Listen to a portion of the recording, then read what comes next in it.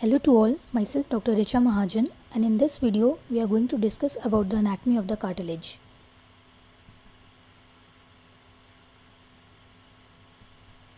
Cartilage is a type of a connective tissue which is composed of cells, namely the chondrocytes, where the chondros means cartilage and the cytes means cells.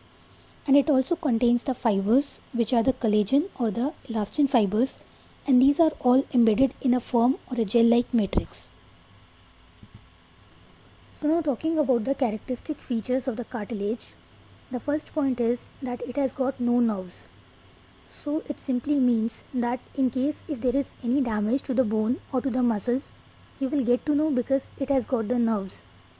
But then since the cartilage has got no nerves, so you will not get to know about the damage which has occurred to the cartilage, and therefore you will keep using that damaged cartilage, predisposing it further to wear and tear. That means it will go for further damage. The next important feature is that it has got no blood vessels. So now while the cartilage is very beneficial to the body, it does have a drawback that it does not heal itself. The cartilage cells known as the chondrocytes, they do not often replicate or repair themselves.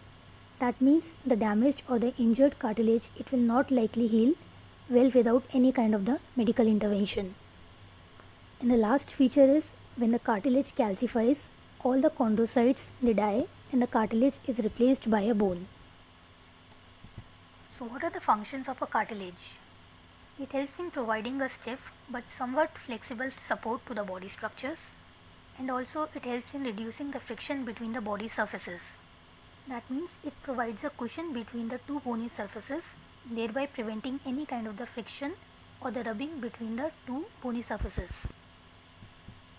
There are three types of the cartilage present in the human body: elastic cartilage, the fibrocartilage, and the hyaline cartilage.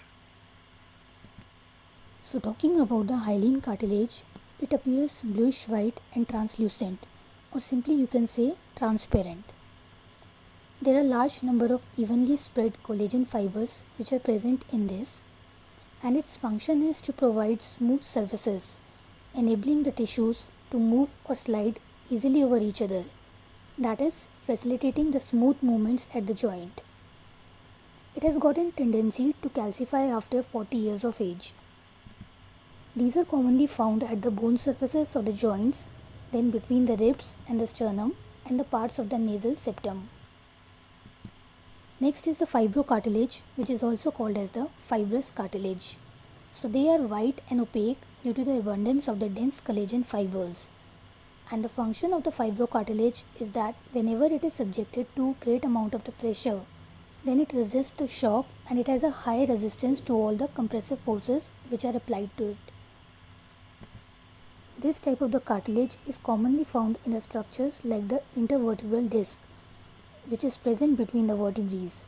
Then apart from this, it could be found in the structures like the menisci, which are present in the knee, and another example could be the labrum.